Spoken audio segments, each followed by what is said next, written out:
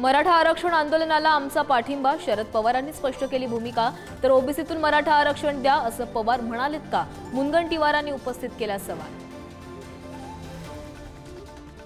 संभाजीराजे छत्रपतींनी घेतली मनोज जरांगे पाटलांची भेट, जरांगेंना उपचार घेण्याची विनंती। उपोषणाच्या 7व्या दिवशी जरांगेंची प्रकृती खालावली। एसटी प्रवर्गातून आरक्षण मिळण्यासाठी कोल्हापुरात गोपीचंद पडळकरांच्या उपस्थितीत रास्ता रोको। धनगरांनी मेंढ्या राखायच्या बंद केल्यास कुत्र्यांचं मटण खायची वेळ येईल, पडळकरांचं विधान। मवियाचा पुढचा मुख्यमंत्री नाना पटोलेच होणार, विकास ठाकरे अतुल लोंढेंचं जाहीर वक्तव्य। तर काँग्रेसमधील मुख्यमंत्रीपदाचा चेहरा हायकमांडच ठरवणार, राऊतांसह दानवेंचं प्रत्युत्तर। शिंदेंच्या शिवसेनेतील अंतर्गत वाद चव्हाट्यावर, एका आमदारानं शिंदेंना धमकी दिल्यानं माझं मंत्रिपद हुकलं, भरत गोगावलेंचं वक्तव्य। तर गोगावले आणि माझ्यात कोणतेही वाद नाहीत, शिरसाटांचं स्पष्टीकरण।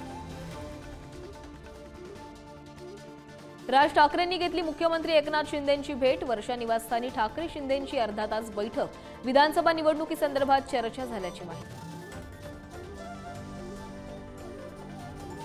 मुख्यमंत्री एकनाथ शिंदेंच्या मतदारसंघातून मनसेचा उमेदवार ठरल्याची माहिती।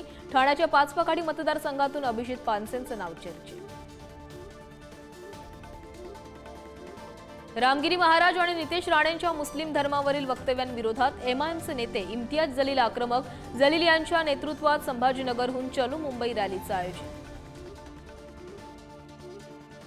राज्यातील सरपंच आणि उपसरपंचांचं मानधन होणार दुप्पट, राज्य मंत्रिमंडळाच्या बैठकीत मोठा निर्णय।